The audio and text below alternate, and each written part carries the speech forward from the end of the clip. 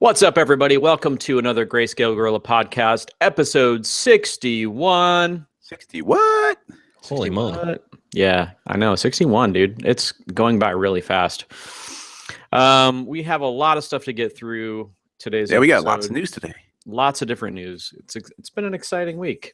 Back from NAB, I think we probably are all over the jet lag. All the people that I've talked to in the UK are still getting over colds. Apparently, everybody got a cold when they went to NAB. I sure did. I don't think I did. I don't think I had a cold. I think it was just like needing like a full 3 days to recover properly. It was a couple of days ago, and everybody started sharing their first beer since NAB. I thought that was a nice little. Oh yeah. It was a nice moment to let you know you're over Vegas when you drink your first beer. Really have another drink. When you're able to consume liquor again, that means you're good. You're all good. Yeah, it was a fun time out there though. It was good to go out there. Yeah, big week after we get back too. We kind of ramped right back into things, and some big announcements today. Should we get into them? I think we got a lot to cover. Yeah, we got so much. Let's just dive right in. Okay, are we starting? Can I start the one? Yeah, you go for it. All right. We've officially announced Half-Res. Half-Res is live. Go to halfres.com, everybody. Woohoo! We've already had 124 people sign up in like the last day and a half, pretty much. So yeah. It's filling up. So get in there and get your ticket if you're planning on coming out and visiting us in Chicago. It's September 13th. It's already booked. This is the earliest thing. We got the earliest we've ever launched it. Got it ready.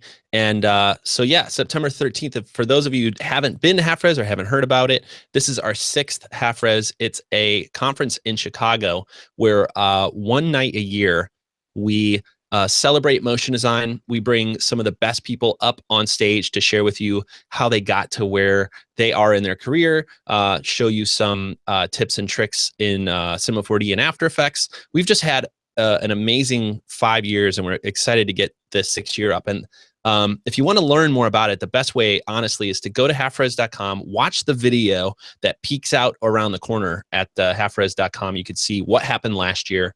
And in general, do a search for Half-Res videos, and you'll see, I think we made one every year. We're missing 1 year, actually. But oh no, there's a theoretical video for that year. But nobody wants to remember that year. That was it was a good year.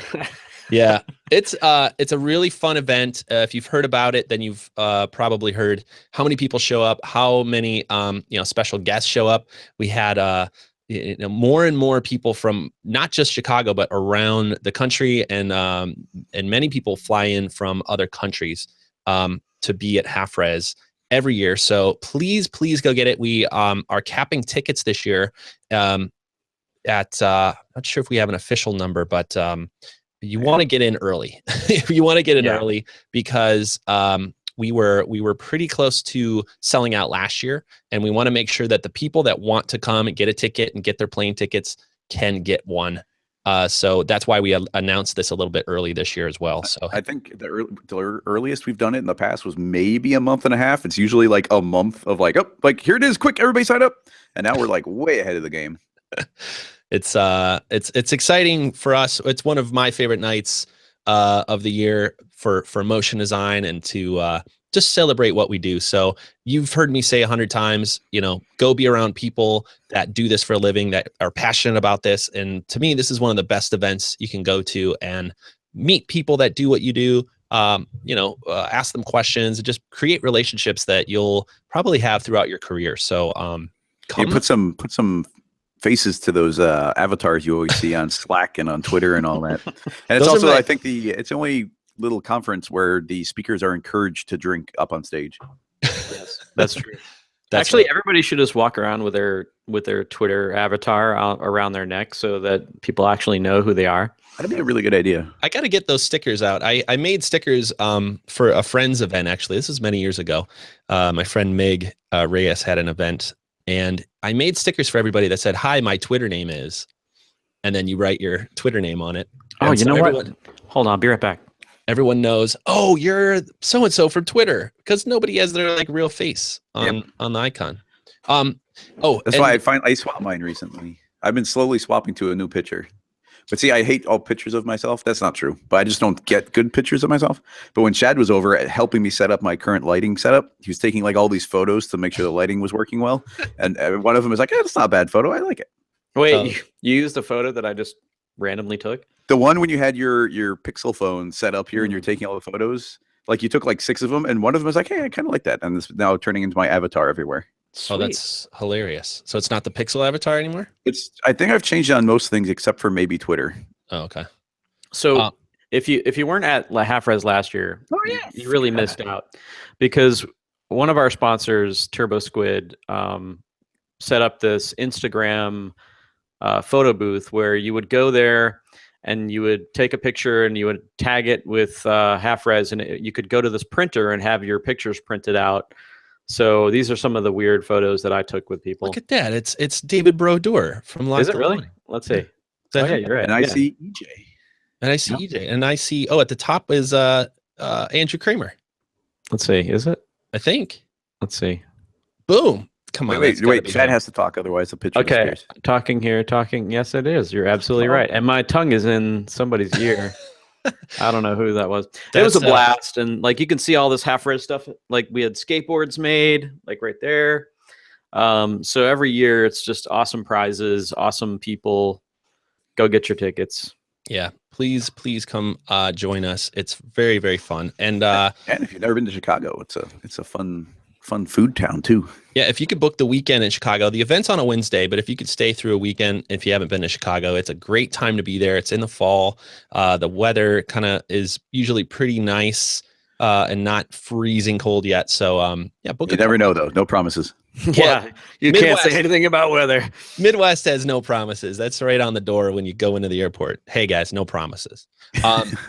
But I will say one more thing about Half Res, which is we've talked a lot about it, and I have first have to say I'm sorry these didn't come out earlier, but we are finally launching all the YouTube, all the recordings from last year's Half Res this week and into a little bit next week. So look for the interview with people, look for the presentations from Chris and Chad, and with Run Kick went out as well. Oh yeah, Chris's went out. So yeah, Run Kick's out. Yeah, so keep an eye out for that. We also have some behind the scenes stuff that we recorded, some interviews with Beeple and Andrew Kramer as well. So keep an eye out on our YouTube channel. If you're not subscribed over there, we'll be putting all that stuff out in the next week or so. So Half Res 6, dude. Half Res 6. I'm excited. I know. It's kind of the only thing that's weird. It's like, I feel like now it should be like next month, but we have to wait. Oh yeah. No, that's good, because now we have all this lead time to actually plan everything. Yeah, right. So it's not last minute scrambling. Yeah, we have. We're talking with sponsors right now, so stay tuned for a sponsor list and also a speaking list as well. So we're putting together this year's presentation list and who will be there. But if it's anything like last year, you don't want to miss it. And just to throw it out there, since we've started the podcast, 6 tickets have been sold. So wow, just so you guys know. Yeah, this thing is going to sell out. So people had better get them now. Get them now. Hope to see you. What else has been going on, Chad? We have got a brand new thing to talk about. We just launched. Well, it's kind of in the stages of launching right now. It's called GSG Connect, and we are launching GSG Connect, which is a Slack channel for all of our customers. We decided a while back that we wanted to have a place where we could more directly communicate with our customers and give them deals, give them interesting things, add value, guest speakers, and talk about our products and talk about the industry. And so we decided to create a Slack channel specifically for Greyscalegorilla customers. It's called GSG Connect. And the good news is that if you're a customer, you can figure out how to join it if you're interested right now. If you just go to our site and go to the customer area, log into our site. In the customer area right there, when you log in, there's instructions on how to join. It's already growing. I'm seeing lots of people join as we speak. And it's just a cool place to get your questions answered or talk about motion design, talk about Greyscalegorilla products, learn about what we've got going on. Yeah, it's cool. We have really good people in there too. In fact, I just saw a couple of people that I'm excited are there. Is John. Let's see if I can, so I don't butcher his name. John from, you may remember him. He was actually working at the Insidium booth. John Bosley is going to be answering some X Particles questions in there. We already got a lot of people in there. In fact, I think even good old Casey Hupke is in there already. Oh, already. So yeah, it's picking up. So if you're interested in joining GSG Connect, log into the customer area on our website, and you can figure out how to get in there, and we'll see you on there, and hopefully we'll have some fun, maybe get some guests to come in and answer some questions. I'm excited to see where that goes. It's kind of a new experiment. Yeah, it's an experiment. I think I'm excited about like getting, I already talked to, I'm going to tease it right now. I talked to some pretty talented artists that are willing to donate some time within the next couple months to go into a channel that we have called Special Guest, where they'll come in and show off some work, answer some questions. And we'd like to try to do that more and get, people in there, people that people want to know more about their work process and whatnot. But we have some really great guests lined up, so it'll be good. Yeah, I think it comes back to community. Oftentimes it's the questions that you can ask and the people that you can hang out with that really can, at least in my career path, can really help speed up how fast I learn and making sure I don't make mistakes. So what we wanted was a place for our customers, anybody that's purchased any of our plugins, have joined any of our training series, to be able to ask each other questions, and to be able to help each other. It's often hard for us, the three of us, to answer all the questions that we get. And we try to find more places where we're not the bottleneck. So things like Ask GSG exists, where you can bring your questions. But we also wanted a place that was a little bit more direct to our customers, where we can help them as much as possible. And more than us, because our time is limited, have other friends of ours and have other customers help each other. And that's where the community stuff can really take off, where that happens. So exactly, I don't want to speak for Chad and how it's all set up, but for me, back when I was learning, it was forums. Forums was where you go meet the people, hang out, share what's working, what's not working. And it seems like that's kind of gone away and has been replaced with Slack channels in the recent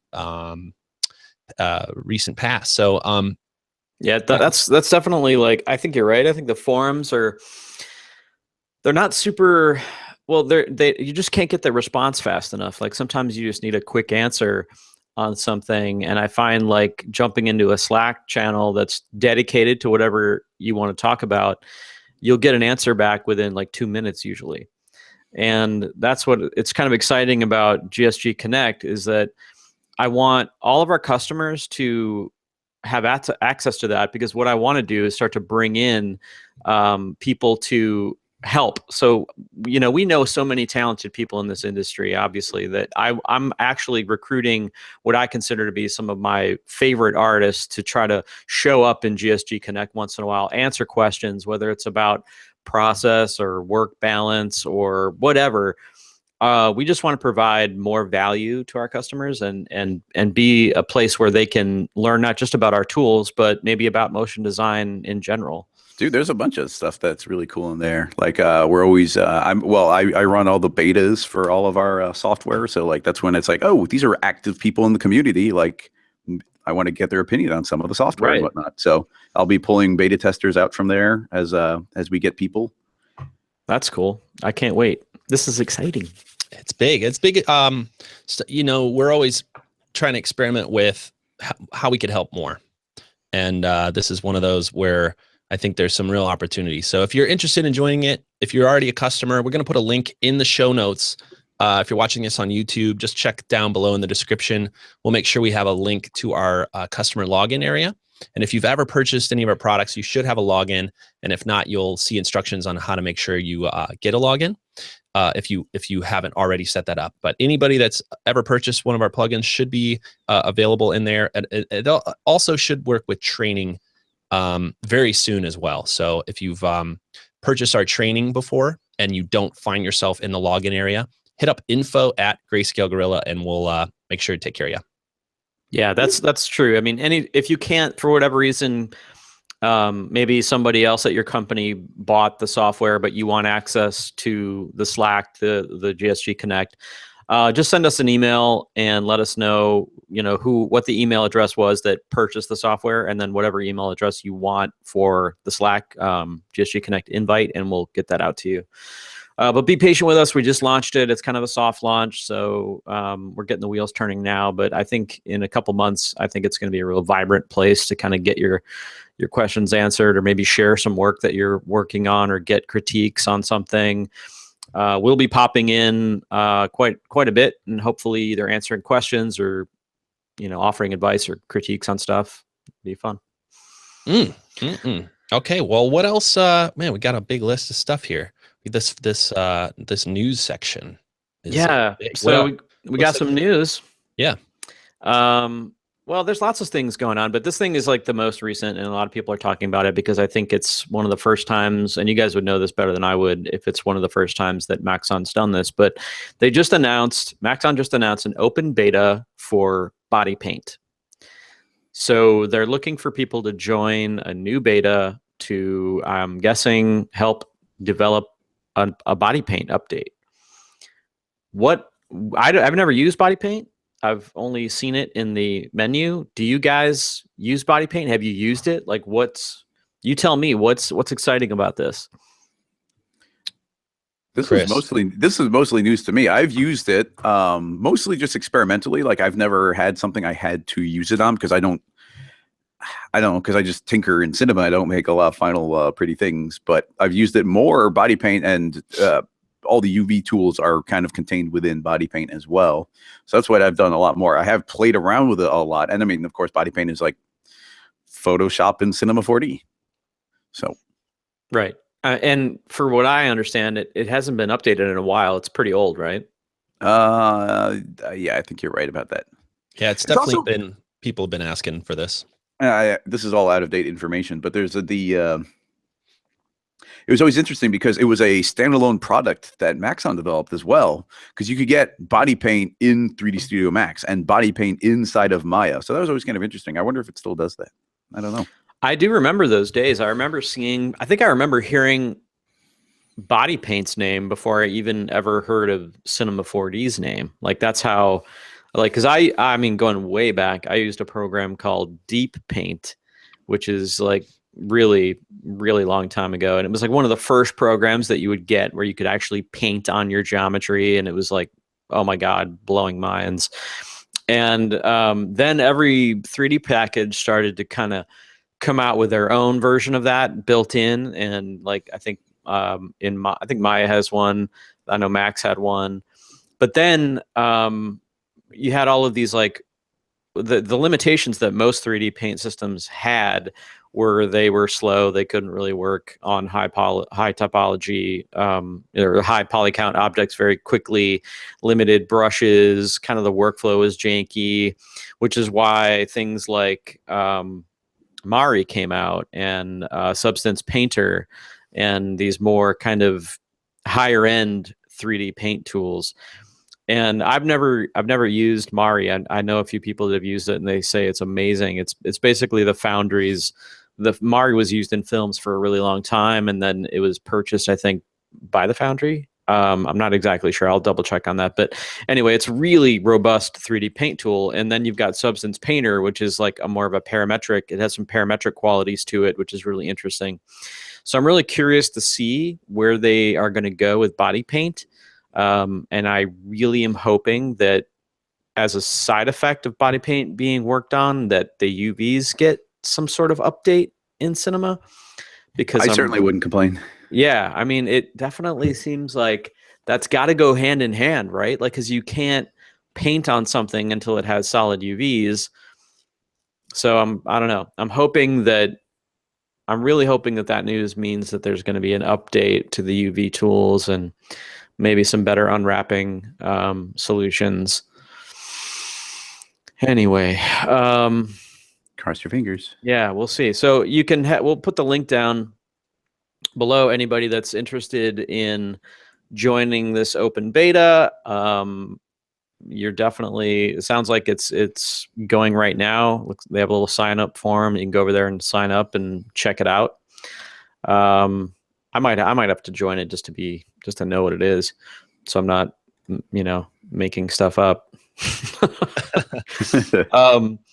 Anyway, what else do we got in news? So the Render Wars update. So Render Wars. Yeah, thank you.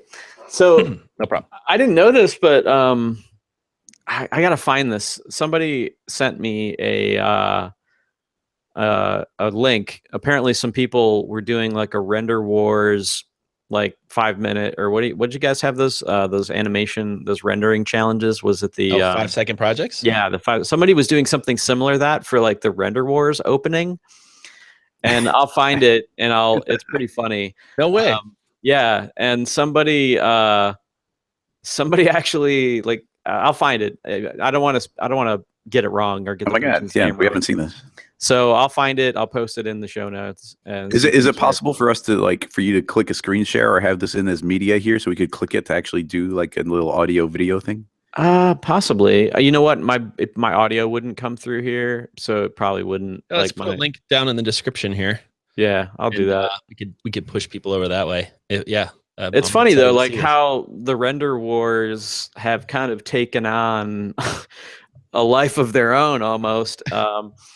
And there's t-shirts now, and I know, dude.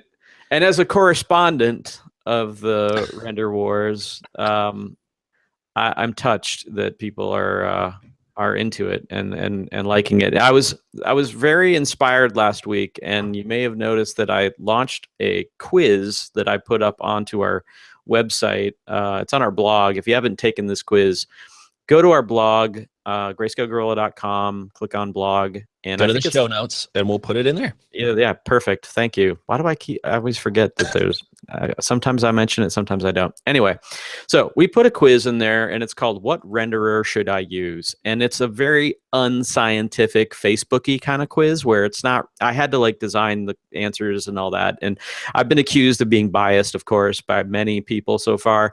But I want to get this right out of the way. There's really only 4 options that the quiz will give you when you go through it, and it's either going to give you Octane, Physical, Redshift, or Arnold. And I know a lot of you out there are like, where's V-Ray? Where's Corona? Where's this? Well, hey, listen, I didn't have like 30 hours to put into this. I just wanted to do it for fun. So I just made it like this. And really, I was just kind of interested, not so much in like what renderer people ended up with, but whether or not they would end up with the one that they use, which was really kind of crazy. Like almost everyone, I'd say at least 70% of the people that I know that took it ended up with the renderer that they actually use in production. So it's pretty accurate. So you can almost think of it as like, it could be just, a fun predicting thing where like Zoltar is going to tell you like what you render with. That's curious. I know. First of all, I've never used any third-party renderer. It told me Arnold afterward. And let's go through that, because this is interesting, and you tell me if I know, Nick, you don't find this to be as interesting, but I think it's fascinating stuff. Look at this. Look at these numbers. Okay, let me just I can share my screen, right? Okay, we've never tried that before. All right, let me make this full screen and make sure I don't have any questionable tabs open before I do this. No, I'm good. Okay, cool. Yeah, let me get rid of that one. And yeah, okay. All right, I'm going to share my screen, and we're going to look at some of these results, okay? Just because it's kind of interesting. So far, we've had 4,798 people take the quiz. Wow. 81% of them completed it, which means I probably made it a bit too long, and it was a lot, 20 or what is that? 19% dropped off. So anyway, okay. So the first question was, what is physical not doing for you? And you could have answered, and let me zoom in so this is a little bit easier for everyone at home to see. Is that better? Mm-hmm. Okay. So the majority of people said it's not fast enough. That's really not that crazy of an answer. I think everybody probably would have said that. I mean, because it is definitely realistic. So the next one is a little bit more interesting, I think. Are you on a Mac or PC? Wow, look at that. Wow, it's almost 50-50. So in the beginning, This was more like in the 60-40 percentage. And then as time went on, it kind of evened out. So now it's 52%. For those listening at home, you should announce what these. Oh, sorry. Yes. Okay. Good call. Let's see, we're not radio experts. At least I'm not. So are you on a Mac or PC? 52% answered PC, 48% answered Mac, which is really interesting. Honestly, I thought the Mac number would be lower, but it's still pretty strong. And so that leads to this next question, which is, do you have more than one NVIDIA GPU in your system? 72% of those answered said, no, they do not. They do not have more than one GPU, which is really interesting. 28% said yes. So not a lot of people. So you're 50-50. You may or not be on Mac or PC, and most people do not have more than one GPU. Okay. So the next question, I value speed over features, true or false. Just about everybody answered true. 60% answered true. They value speed over features. The majority of my work is photoreal, true or false. 61% people said true, my work is photoreal. 39% said no, my work is not needing to be photoreal. Interesting number there. Architectural interiors, I'll skip that one. It's not very interesting. Robust render path system. So this one, a robust render path system is A, somewhat important, B, very important, C, not important. The majority of people said somewhat important, which is pretty much where I would think it would be. 34% said very important. So the majority of people would like a good render path system, which is in fact what would decide in my quiz, like where you went. Based on how you answer these questions, it's going to filter you into a specific renderer. This is a really interesting one here. I have dedicated CPU render machines, i.e. I have a render farm or a machine that I use at as my render farm. 68% of people polled do not have any machines to render on, which leads to this one right down here. I render on the same machine I work with, true or false. 92% of people that took this quiz are rendering on the same machine that they do their work on. So that was really a mind-blowing one for me, because I've always rendered either on the cloud or on a farm, worked at a studio. So this was a really interesting number for me. What do you guys think about that number? It's pretty crazy, right? That sounds about right for your everyday person working. Yeah, I mean, for our audience, I think that makes sense. However, I think the studios and the clouds and all that stuff, I mean, the cloud rendering is going to turn that number up as it goes. But I think based on a lot of conversations that I have, I mean, that sounds about right. You know, people are still learning, they're still figuring this out, and they're still more concerned about picking the right software right now than they are about getting like a farm or, you know, spending money on a cloud service. It seems. And just to throw it out there, everybody should keep in mind that this is a super duper biased quiz, even in the fact that this has pretty much gone out and been seen by people who follow Greyscalegorilla one way or the other on Twitter or on the blog or where any of those might be. So this isn't about the industry in general, perhaps, but more for the people that, you know, are interested in Cinema 4D and specifically Greyscalegorilla. So important to throw that out. Yes. There's a lot more. I would imagine there's a lot more like freelancers that are answering this quiz than people that are heads down working at the studio. Is what I'm saying. Oh, totally. Yeah. I mean, this is not like this is so not scientific that it's really it was really just for fun and to see if I could you know, start a conversation. And it really did. Like a lot of people were like, oh, I got Redshift and that's what I'm interested in, or I got this and that's what I love. So it was just kind of a fun way to do that. But the numbers that I started getting, as you said, they're not like super accurate because we didn't like take a true cross section of the industry or anything. Right. But it is still pretty interesting, this number, especially leading into this next question, which, you know, ties right into the fact that if you're the 92% working on the same machine that you render with, then rendering is a problem, because now you're either rendering at night or you're rendering and you can't work because your machine is working. And that's why this next question says, am I interested in cloud rendering? I am interested in cloud rendering, true or false. And this was interesting to me. Like, I didn't quite understand why the majority of people 53% said they were not interested in cloud rendering, even though most of them could benefit from it. And the same thing goes for the true. I mean, the true is obviously, 47%. This is pretty close. So I'd say it's about 50-50. But I think if you're not interested in cloud rendering and you were one of the people that answered true, you should be interested in cloud rendering because it's going to save you. And maybe it's just that you don't think it's approachable or you don't think it's, affordable or whatever it is that you're not looking at it. You definitely should, because the fact that 92% of the people out there are working on the same machines that they're rendering on, that's a lot of time that you could be spending on actual making stuff look better than rendering. Which we can talk about that some other time. Let's see. In these last two, I'm on a strict budget and I don't want to spend a ton on a renderer. 69% said that was true, that they do not have a lot of money to spend on a renderer. 31% said they're totally cool with that. And in fact, the next question is, I am fine spending cash on a fully featured production renderer. 61% said true, 39% said false. So it's a little bit at odds with the question before it, but I think what everybody would love is a fully featured renderer that's cheap. I mean, that's kind of that's kind of what that tells me, which is they want 3 cakes and to eat it too. Yeah, exactly. Like you want it all and you want it now. Anyway, but it's really kind of fun, to look at these numbers and really understand the challenges that people are facing out there, and it helps me because now I can, and again, it's not super scientific, but still it like informs me that, wow, man, people need to know about cloud rendering and how it could work and how it can help them. And I see like little areas like that, like, wow, 92% of people are rendering on the machines that they work with. 50% of them are on Mac.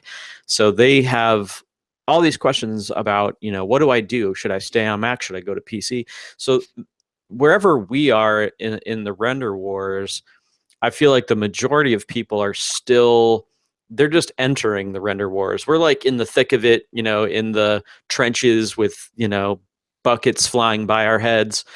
And like they're just now starting to get into it because they're still not sure, like, do I wait on the Mac thing or do I get a PC? So it was great insight for me. I don't know if you guys felt the same way, but I think one of the thing it does is start it, like you said, Chad, it starts a conversation and it removes what I think many people think. It seems like many people are asking the question, what's the right one? What's the winner? And I think what this does is it brings out the variations of that there is no winner. There won't be a winner. It depends on what you need and what you want. Over and over and over again, I feel like that people ask like, what's going to win, or what's the best one, and over I feel like we have to say there is no clear winner. Yeah, and it depends. So I think this quiz at least makes you answer questions you may not have realized you needed to answer, right? So I love that, and just seeing the results. And if you guys haven't taken it, and you know what? Not only if you're listening to this, go take it, but tell your friends that don't listen to the Greyscalegorilla podcast. First thing, tell them listen to the Greyscalegorilla podcast. Number one, make sure that you watch them. Go subscribe. Go to iTunes.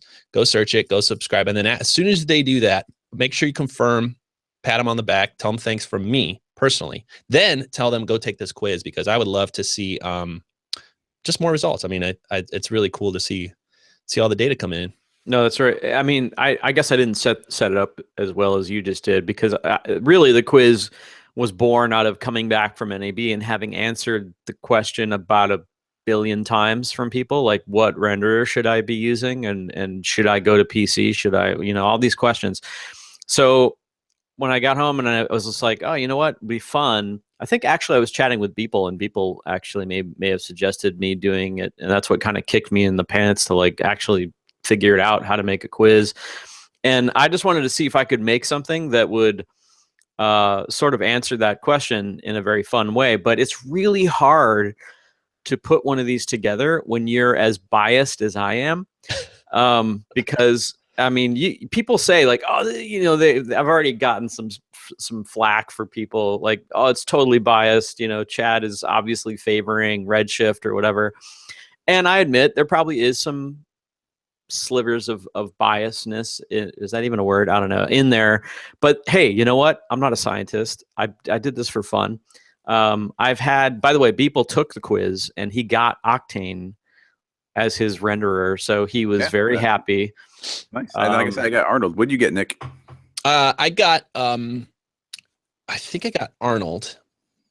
Chad, you might remember it. I got Arnold, and it said the reason I got it was probably either I didn't have enough video card power in there, or you're still stuck on a Mac. I think that's what mine said. Yeah, I wrote these like little kind of snarky little, but they're not really snarky. They're just more of like a clever little thing at the end that kind of sums up where you are, where you should be. And I know the reason that most people will end up falling into the Arnold bucket is if they, number one, if you say you're on a Mac, there's really only two choices for you going forward in the quiz from there. It's either going to end up in physical or Arnold. And depending on how you answer the speed question and the features question, it'll dump you into one or the other. So your chances of getting Octane or Redshift, if you say you're on a Mac, are 0 because it's just not an option. Well, some people would argue that it is, but for most people, it's just not an option. You could have put a question in: how willing are you to switch platforms? And then you could have done like a 50-50 increase on that. Yeah, it was fun to build one. Chris, you should make a quiz, because it really, the way it works is like you ask the question and then you give the answers, and then you give points to the answers. Yeah, that's what I assumed it would be. Yeah. That's cool. And so then you have to like go there and you have to take it a bunch of times and I must have asked all my friends to take it like 10 times. I'm like, I tweaked it a little bit, take it again, see what you get. And then you kind of like find the balance, and then it's ready to go out. Well, it does seem like, you're saying there's not going to be a clear winner on the render wars, and that's because everybody's focused on different things right now. But it really does seem like everybody loves Octane because you get the instant initial feedback. But then you have the secondary layer where you need that to follow through at the end of the day and be fast and stable to do big, long final renders. But then, then you get to somebody like you who you want all of your render passes, you want all the little control, you want all of that. So there's a bunch of like, not contradictions in there. There's a bunch of different features, and if there is one that starts focusing on that, it's not like they're going to do it perfectly, but the one that does those three things the most is going to start having a larger percentage of people because it's going to apply to, more often. I had multiple people telling me that they love Octane and they go to feed in a more complicated scene. It's just like, nope, out of RAM, can't do it. Sorry. I heard that again and again. I didn't even know that was a thing that could happen. I remember the old like out of RAM issues, like back in like 2002 when I was working in cinema. I would run out of memory all the time. But after a couple of years with computers improving and the software improving, like that just didn't happen. It's weird to even think about the computer just saying like, nope, I can't do that. I think it's mainly because, it's just not, super optimized for production. Octane, that is. There are plenty of people out there using it in production, and they have like crazy hot rod GPUs machines. And that's like a whole other thing too. Like I've noticed like this hot rod kind of culture coming out of this industry where people are like, look at the video cards physically. I know they've been being designed that way for 10 years. I was joking around with somebody and I was like, I feel like pretty soon you're going to have guys driving their Octane rigs to McDonald's on Friday night and like pop the hood open and like sitting there with all their hot rod PCs, like everybody, oh yeah, look at that. Yeah, well, it's like people would flip open their trunks. You see like their giant speaker system, but it's going to be their render. Totally, it's going to be their rendering rig. Yeah, exactly. Check out that power supply. Whoa, dude, 500 watts. Dude, those video cards, like they practically have spoilers on them now. Like they already have chrome exhaust for all purposes. Like when you look at them visibly, it's like, what? I know.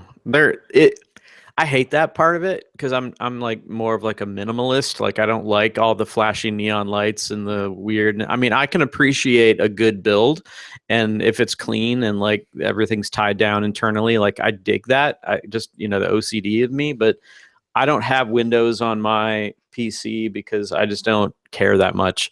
And I think the most probably the Oh, you mean a window to look in on the yeah, CPU? because most of them have like the I'm sure you do have Windows on your PC. Oh right, yes. I'm sorry. Wow, dude. That was It's a Hackintosh. Wow. Wow. That was I don't even know what to say to that one. That's a good one. I think one of the funniest things I heard or ever saw in terms of like people's people send pictures of their builds and stuff is Beeple. Like he sent me a picture remember, did I show you this one? You showed me So that. people like Ashthorpe and everything, they're like sending out these like crazy pictures of their GPU rigs and all this stuff, and they're like all lit nicely and stuff. And Beeple's like, here's my machine, and it's literally like the ugliest machine you've ever seen, and it's like sitting in a basement, like in a unfinished basement, like on a card table next to a bunch of wires, and you can see like a furnace in the background. Isn't it like an old beige tower? Yeah, it's like it's like that beige that they did, like that everybody had, 15 years ago. So Mike's comment was, my machine is basically like a lawnmower. I don't give a crap about the way it looks as long as it works. And then he just runs cables up to his office. So he's got this machine just lives in his basement. Like dude, that's like everything you need to know. The guy who's out there doing work every day, like doing the most kick-ass work, knows that the computer, like the way it looks, doesn't matter at all. Meanwhile, everybody else is like, oh, look, it's flashy, and I put red LEDs all over the place, and like it's I guess liquid cooled is potentially a technical thing, but I feel like most people do liquid cooled because it's cool sounding, not because it's actually helping that much. Yeah, maybe. I mean, it does definitely help, but yeah, I mean, sure.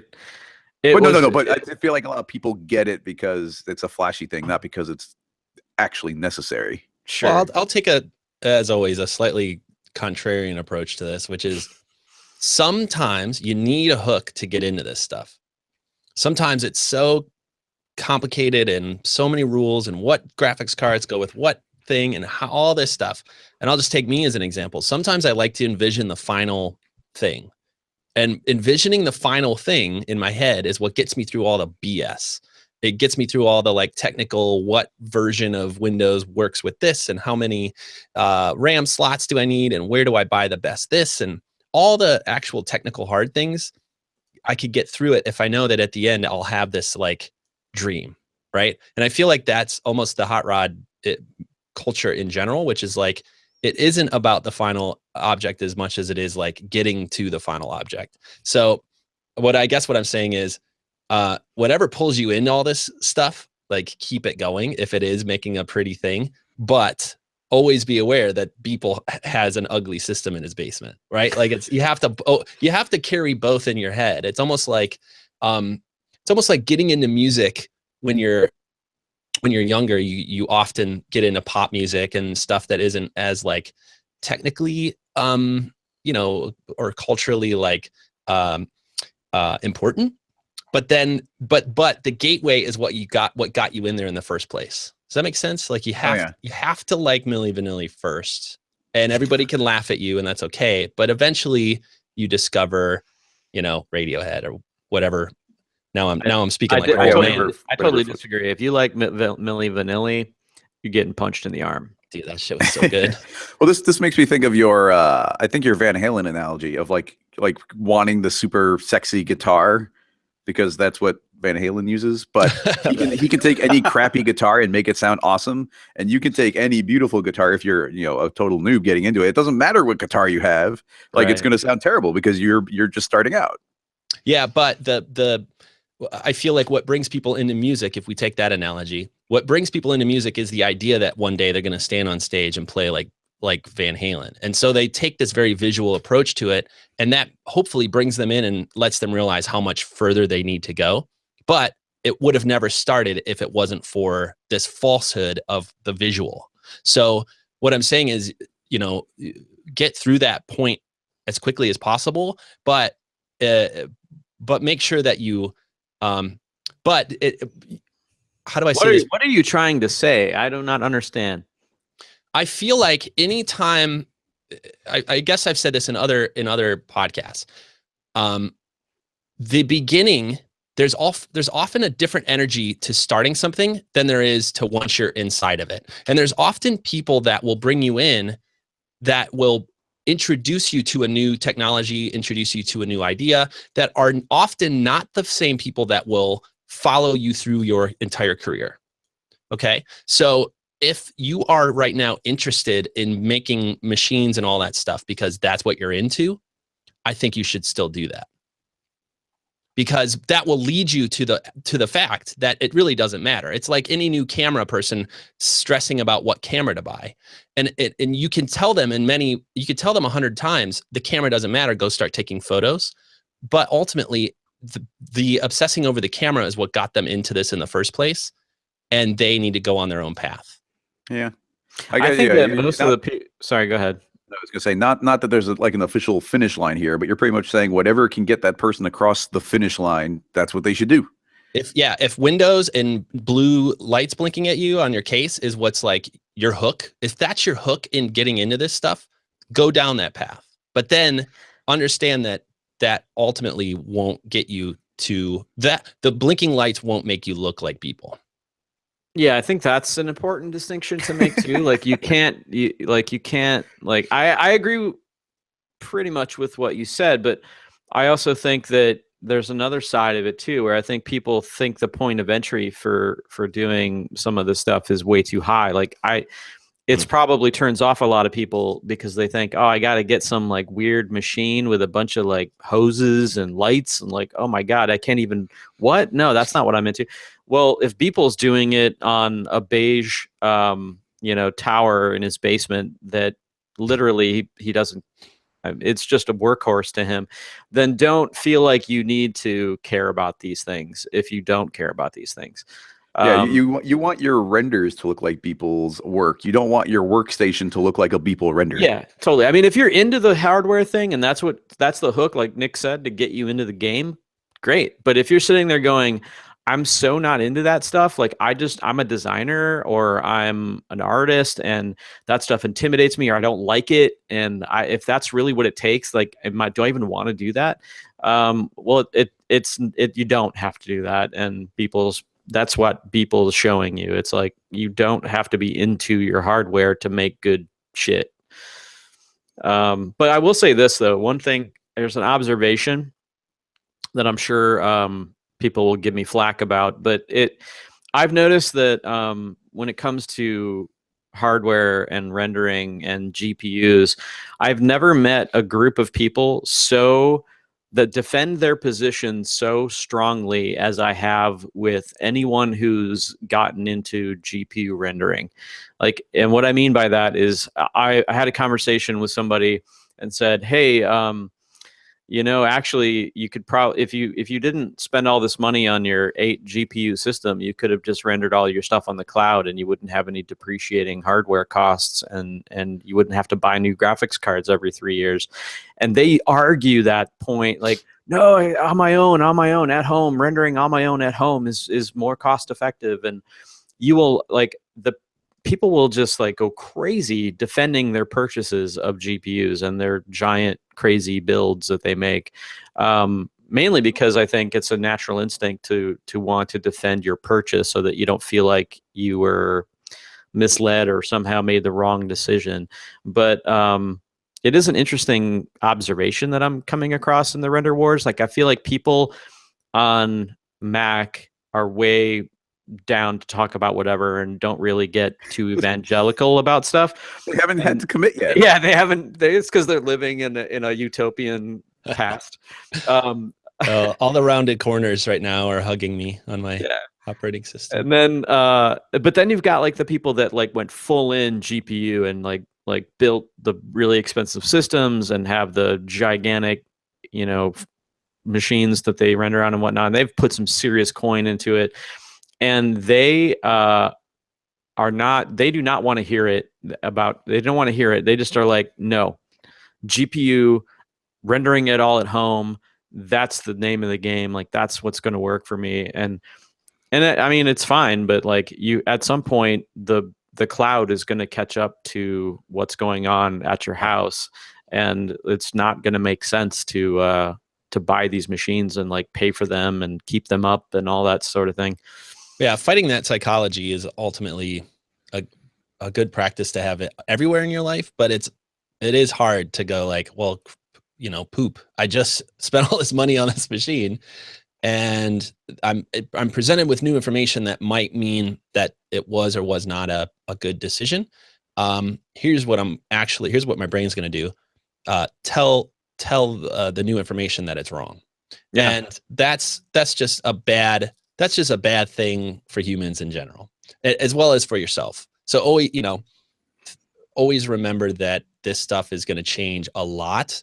And that's why this is hard. This is why we're talking about this stuff, because there is no perfect answer for anyone right now. And if everything could change in 6 months, you could be on a machine that is built specifically for a different purpose. So who knows how many months come out, and maybe Apple comes out with a kick-ass new tower and they like have shot ahead again, and now Mac's on the rise. Like, who knows?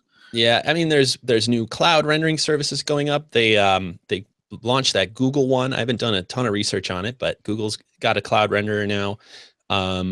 It's obvious that for many people, cloud rendering, and not just cloud rendering, cloud computing is just going to be a thing within however many years. It's kind of like cars, like us buying our own cars. Those days are limited. You'd be just renting cars for whatever you need for most things. It's going to be the same with computers. So soon we're in this middle ground where we're like, do I really have to buy a computer? That's kind of how I think about this whole thing. When can this thing just be a screen and a keyboard, and when can I just plug in? That's gonna happen, man. Like there's already a few places and services that allow you to do that, but I imagine that nobody, like, the idea of having your computer in your office or at your house is just going to be like, what? No, man, you're just on the internet. Like, I remember there being a lot of conversation about that stuff, like maybe like 8 or 10 years ago. And I don't doubt that it's coming, but it's not coming very fast. And who knows when that threshold hits. I think that's one of those things where you suddenly look back and go, oh, wait, I was doing so much cloud rendering, and then I was doing more of it, and then working remotely, and then suddenly I'm not really on my own machine anymore. I'm just on this tiny little box that's plugged in all these other things. And then you'll look back and realize you've already been doing it.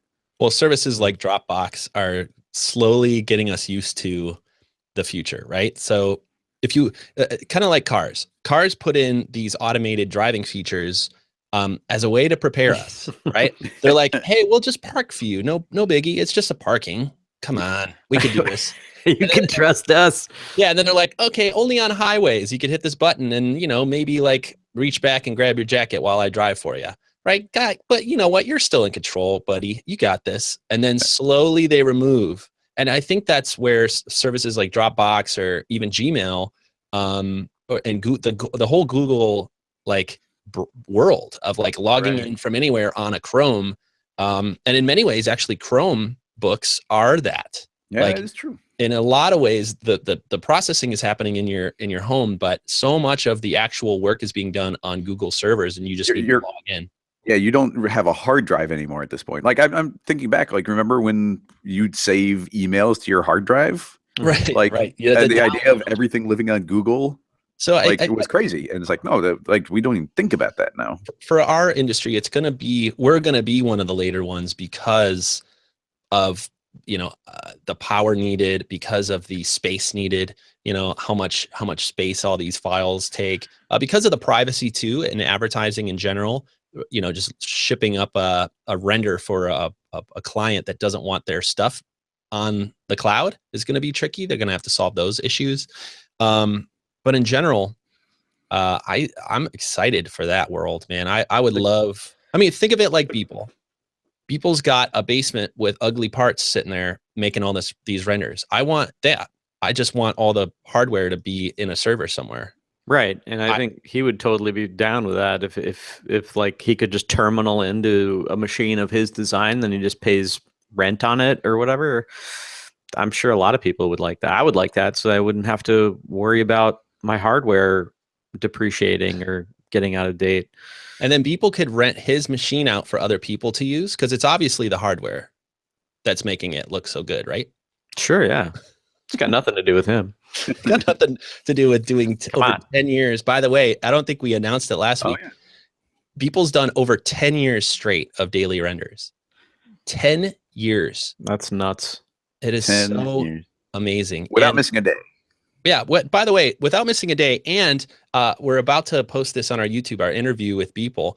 I asked him on stage, I go, how many times have you like batched it and known that you're going to be out of town or on vacation and like done 3 in a row on a Friday so that he could like auto post over the weekend?